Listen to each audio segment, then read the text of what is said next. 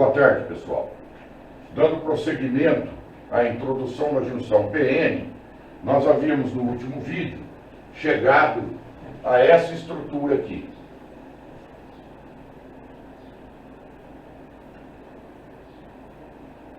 Então nós tínhamos aqui íons positivos e de cá nós havíamos observado a presença de íons negativos.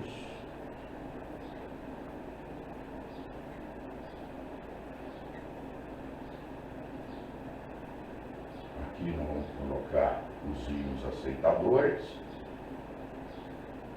né? Aqui são as lacunas. E nós temos lacunas na realidade, né? Lacunas. E aqui nós temos elétrons de valência. Processo obtido através da dopagem. Tá ok? E nós havíamos visto no outro vídeo que esse elétron, ele passava para cá. E quando ele vinha para cá, esse elemento perdia um elétron. Então adquiria uma carga positiva.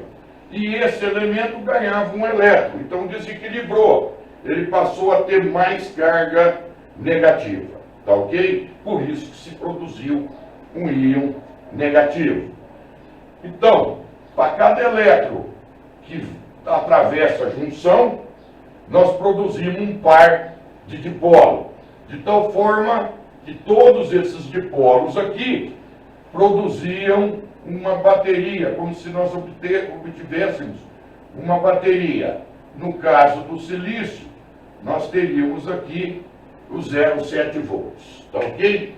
E nós vimos também que o campo elétrico impedia que novas cargas, novos portadores atravessassem a junção, de tal forma que aqui se atingia o equilíbrio, exatamente quando a tensão dessa barreira de potencial fosse igual a 0,7 no caso do silício, tá ok? Muito bem. Feito isso, nós podemos agora fazer isso aqui nada mais é do que a junção PN. Aqui nós temos um excesso de lacunas, que são as cargas positivas. Então esse semicondutor extrínseco é do tipo P, e aqui nós temos excesso de elétrons, constituindo um semicondutor extrínseco do tipo N. Por isso que nós temos a junção PN, a famosa junção PN. Nada mais é do que isso, tá ok? Então, se nada acontece, isso aqui fica exatamente dessa forma. Agora nós podemos fazer o seguinte, nós podemos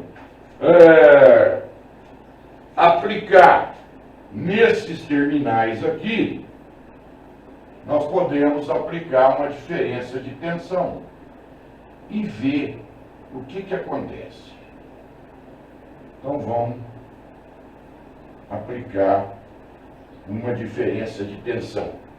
Inicialmente, eu vou colocar o positivo da minha fonte externa aqui e vou colocar o negativo da minha fonte externa aqui. Então essa aqui é uma tensão proveniente de uma fonte externa. E aqui eu tenho o semicondutor. Tá ok? Então quando eu fizer isso, eu vou estar jogando o positivo aqui. Então o positivo vai estar vindo aqui. E o negativo vai estar sendo jogado aqui. Olha, o que ocorre? Esse elétron que está circulando pela estrutura é atraído pelo positivo da fonte. E então ele vem em direção ao positivo. Ao fazer isso, o que aconteceu? Esse elemento que era eletricamente neutro perdeu um elétron. Ele se transformou num íon positivo. Do lado de cá, o que ocorre? Nós temos o negativo da fonte aplicado aqui essa lacuna se sente atraída por esse negativo. De tal forma que é como se esse elemento tivesse perdido a carga positiva dele e ele se transformasse num íon negativo. Então a gente verifica o quê? Que isso aqui está crescendo, tá ok? Esse perdeu o elétron, se transformou num íon positivo, esse perdeu a lacuna e se transformou num íon negativo. O mesmo ocorrendo com esses outros elementos aqui, tá ok? Mesmo ocorrendo aqui. Com isso, o que ocorreu? Houve um alargamento dessa região, tá ok? E esse alargamento, ele vai cessar exatamente quando a tensão externa for igual à tensão da bateria proveniente dos dipolos. Então agora nós não temos mais 0,7.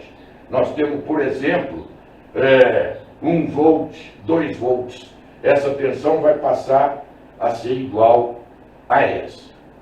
Exatamente quando essa tensão chegar no valor dessa, se atingiu um novo equilíbrio. E aí então não ocorre mais esse processo, tá ok? E a gente vai alargando essa região. Essa região aqui é chamada de região de depressão. Por quê? Porque é uma região onde não tem cargas. Esses íons são fixos. De modo que essa polarização faz com que a região se alargue. Essa polarização aqui é conhecida como polarização reversa.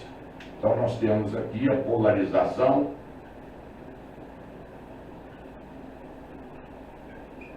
reversa. Polarização reversa. Então você vê o seguinte, que não há corrente circulando, porque essa aqui é uma região onde não tem cargas, então não tem como portadores atravessar essa região. Tá ok? Muito bem. Então, nessa situação, nós poderíamos modelar esse semicondutor como uma chave aberta. Tá ok? Então, o modelo para isso aqui seria como se nós tivéssemos aqui uma chave aberta. Tá ok? Então, quando a gente joga o negativo no lado P e o positivo no lado N, o semicondutor está polarizado reversamente. E ele se comporta como uma chave aberta. Não há como circular corrente, a menos de uma corrente de fuga. Tá ok? Uma produzida termicamente. Por exemplo, nós poderíamos gerar aqui pares elétrons lacunas provenientes da temperatura, do aquecimento, né? Então nós poderíamos gerar, e como o campo elétrico está nesse sentido aqui, tá certo? A força no elétron, ela é contrária ao campo, e a força na lacuna age na mesma direção do campo. Então, um par elétron-lacuna sendo gerado na região de depressão, o elétron é atraído para cá, e a lacuna é atraída para cá. Então esse elétron vem, ele é atraído pelo positivo, ele atravessa a bateria e encontra com a lacuna aqui. Nós estabelecemos uma corrente, tá ok? Nós estabelecemos uma corrente, mas é uma corrente da ordem de nanoamperes. Então, numa primeira aproximação, nós podemos até mesmo desprezá-la, tá ok? Mas existe uma pequena correntezinha circulando, que é a tal da corrente reversa, tá ok? Muito pequena. Numa primeira aproximação, nós podemos desprezá-la e imaginar que esse semicondutor seja uma chave ideal aberta. Tá ok? Agora, nós podemos pegar o mesmo semicondutor e fazer o seguinte, fazer uma inversão. Então vamos redesenhar aqui. Nós podemos fazer aqui o mesmo semicondutor. Daqui nós temos os íons negativos, né? Nós temos os íons negativos e aqui nós temos os íons positivos, ok? E aqui nós temos outros íons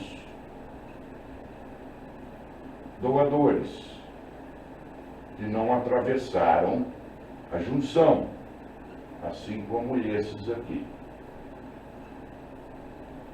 Tá bom? Muito bem. Da mesma forma, nós vamos colocar aqui, conectar uma bateria nos terminais dessa pastilha, desse semicondutor. Então nós temos aqui e temos aqui. E aqui então, agora nós vamos inverter. Tá ok? Nós tínhamos colocado o positivo aqui, vamos colocar o negativo. E vamos colocar o positivo aqui. O que acontece agora? Acontece que esse negativo está jogado aqui e esse positivo agora está jogado aqui. Tá ok? Ora, o negativo e o elétron se repelem. Então esse elétron, ele é jogado para cá. Tá ok? E quando ele é jogado para cá, ele se recombina com aquela lacuna que foi deixada para trás quando aquele elétron atravessou a barreira. E então, nós temos agora aqui, não mais um íon. Ele voltou a ser eletricamente neutro, porque ele ganhou um elétron que foi.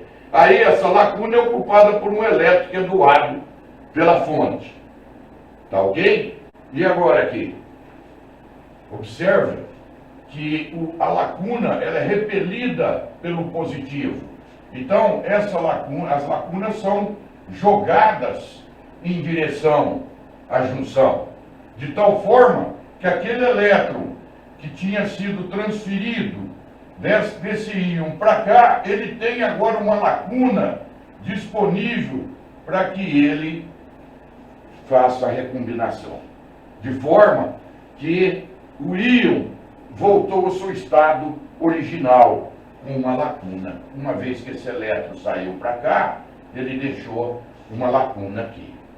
Então nós recuperamos o estado original eletricamente, ele passou a ser neutro. Nós não temos mais um íon negativo.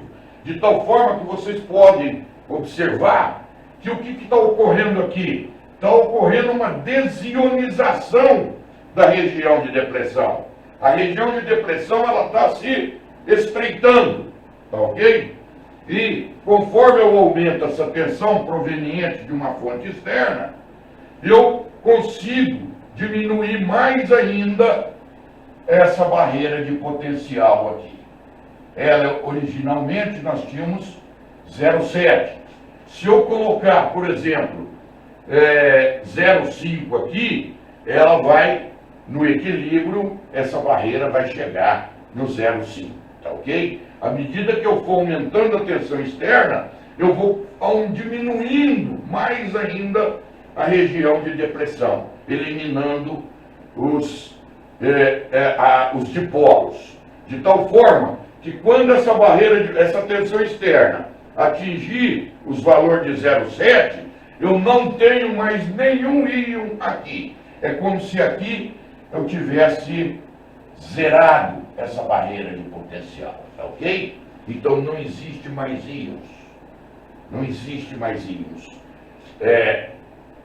Fixa a estrutura. Basicamente, nós teríamos isso aqui, ó. Nós teríamos isso aqui. É isso que nós teríamos. Nós recuperaríamos o estado original antes da migração dos elétrons, tá ok? E agora? Mas nós precisamos gastar quanto? 0,7 volts para chegar nessa situação. E agora, o elétron tem facilidade para passar para cá. Ele tem facilidade, ele não encontra mais nada, nenhum campo elétrico, tá ok? Ele tem facilidade para atravessar a junção. E aí esse elétron vem para cá, deixa uma lacuna, esse elétron ocupa, aí o elétron é fornecido pela fonte, tá certo? Ele deixa uma lacuna, um elétron da fonte entra aqui, e aqui ele vem para essa lacuna, né? Ele vem até que o elétron é atraído pelo positivo da fonte e se estabelece uma grande corrente direta. Tá ok? Agora nós temos uma grande corrente direta. Mas nós precisamos gastar o 0,7 inicialmente. Então essa corrente, ela vai se estabelecer a partir de 0,7. Tá ok? Antes disso, nós teríamos que eliminar toda a barreira de potencial proveniente dos dipolos, tá ok? Então, nesse caso específico, nós temos a polarização direta. Nós temos a polarização direta, aonde você observa que o positivo está jogado no lado P e o negativo está jogado no lado N. Isso caracteriza a polarização direta. E, pelo fato de nós termos uma grande quantidade de corrente que possa fluir pelo circuito, nós poderíamos modelar esse semicondutor polarizado diretamente como uma chave fechada. Tá ok? Então, observe o seguinte, é simples. Basicamente, você tem uma chave aberta ou uma chave fechada. Depende do quê? Da polarização. Se ele está polarizado diretamente, a chave é fechada. Se ele está polarizado reversamente, a chave é aberta. E é isso, esse é como esse semicondutor atua. Tá ok? E esse componente que faz isso é chamado de diodo. Isso é exatamente um diodo. Tá ok? Muito obrigado.